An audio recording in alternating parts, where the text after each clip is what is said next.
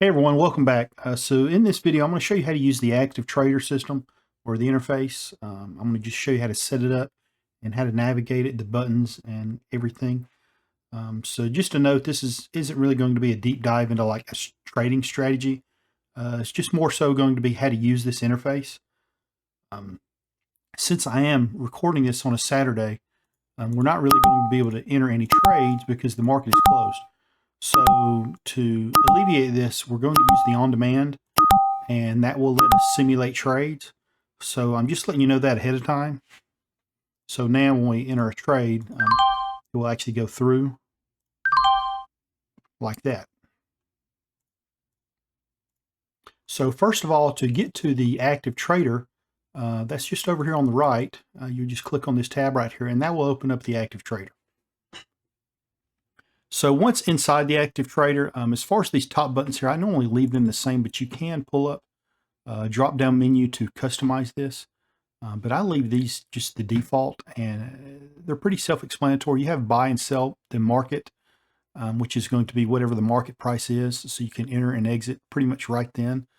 You have cancel, and cancel is basically if you have some market orders open, you can go to cancel. You can cancel all, or all buy, or all sell. We'll just do cancel all. And then reverse is basically, so let's say if we do market order, we get in, we're long. If we want to get short, we can just hit reverse, and it will automatically close that position and open up a reverse position. So since we were long, we're now short. If we reverse it again, we'll go back to long again. So now we're long 100 shares again. Flatten does not work on the on-demand interface. It has not worked in on-demand probably forever, or as long as I can remember. The flatten button will work if you're in the actual live trading. It works just fine there. Or if you pull up the paper trading, I'm pretty sure it works there as well. But I know for a fact it works on the live trading, no problem. If you pull it up in the on-demand though, or use it in on-demand, when you hit flatten, you're basically going to get, it's just not going to work. You know, you'll get that chime that you hear letting you know that it's not working. So we can't use flatten, but what flatten will do is flatten will close any open trades that you have. So it would close this 100 long shares, and then any other trades that you have open, it will close those as well. So if we were to hit flatten right now, it would close. Well, actually, we can see it's closing all the trades, but it does not exit our position. So I'm just going to hit sell to exit that position. So that's going to be what these buttons handle. So next we have the order entry amount, and you can change these numbers right here. But do note that this is going to be a multiple of whatever you have set in the default application settings. And I'll pull those up right now. So since that is a multiple, instead of 1, our multiple is 100 in the default settings. And to get to that, go to Setup, Application Settings, and then Order Defaults. Since that is set to 100, that is why that is. If we set this to 1 and apply, now we can see that our default orders match the numbers on this screen right here. And so that's how that would work. So if we want to do 5 or 10, whatever, we can do that right here. Auto send, you want to turn that on to do the instant orders and whatnot. Otherwise, if you do not, when you hit it, it's going to pull up this dialog here, and that's going to kind of slow you down. So having auto send on will automatically get into a trade and out of a trade just as quick as that. So next we have the template, and this is going to be something I really want to spend some time on to explain. Another thing in the setup is you can change. Actually, let me just show you here. If we do a trigger with a bracket, that's going to set up basically how many ever trades we have right here in the quantity. And the trigger is basically once we enter a trade, it's automatically going to put in a limit order and a stop order. The limit order is basically going to be your profit target, and the stop order is going to be your stop limit. And these are both set to $1. So let's just set these to say 30 cents. That way that will get them closer to the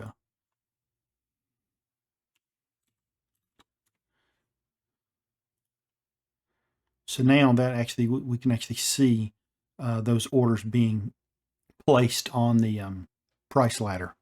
So if let's say we wanted to buy right here, we'll just enter that, and once that trade goes through, so it looks like it has entered, and now we have two orders. We have a limit order for a profit and a stop order for a stop loss.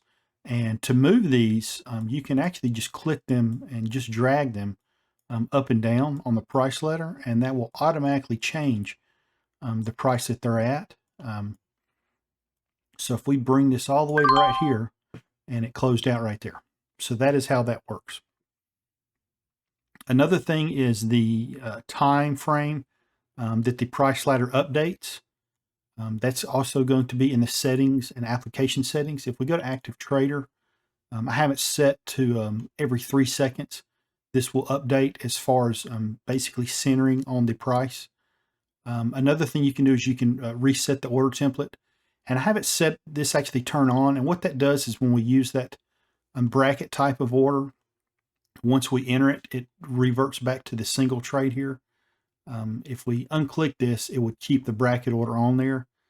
And I actually leave it checked like this because after I enter the bracket order, I may manually exit the trade. And then the rate limit is basically just how often you can enter trades. So with this setting right here, I could actually enter 10 trades per second because the rate limit is 100 milliseconds. In theory, you're not really ever going to do that probably. So a few other things we can look at. So you also notice I have this the cayenne and the purple dots here, and those actually line up with these moving average lines. These are the 50 and the 200, I believe. So if we click on this gear icon right here, we can show studies from the chart, and that's only going to show studies you have on the actual chart. We can do the show position summary. That's just going to show you your P&L for the day, and then sync the ladder to the crosshairs, and I'll leave that clicked as well.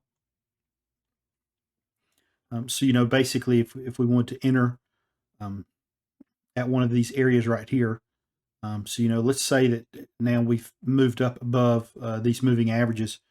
If we want to wait for a pullback to enter right here, what we can actually do is we can just enter in a limit order right here.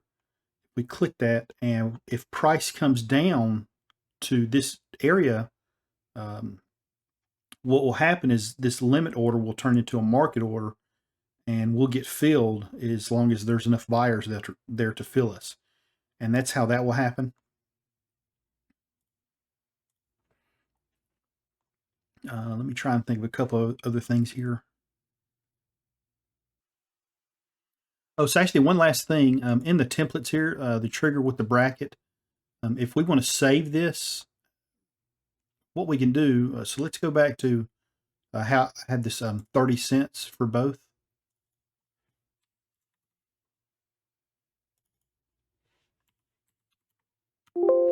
So when we do that, it's actually going to bring up this little save icon right here. And we can click on that, and we can save this. Let's save. And now that'll bring up, I may have had the price wrong there.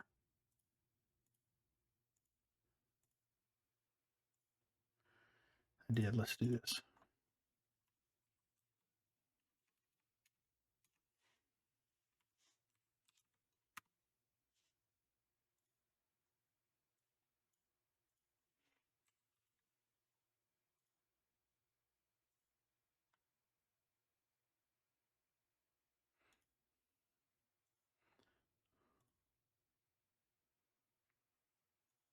So that is how to save them. Once you make a change here, it'll bring up the save icon, and then you can just save it whatever you want it to be. You can actually go in here and then delete, and then you can delete any of them that you have set up. But it's really handy for entering your trades, setting a stop loss. So just understand if you, and it also works by just hitting buy or sell market. So, you can go short or long right here, and it's going to bring up that profit target and stop loss, whatever you have it set at. So that's very handy. So, if we just do short right here, it's going to bring that up. Looks like we're short 5 shares, and then, we can move these up and down. I don't know if I mentioned that earlier, but it will automatically adjust that as well.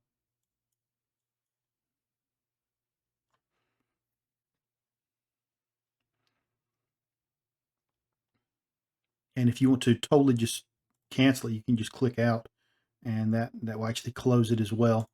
But you need to make sure that you go up and actually close your position as well.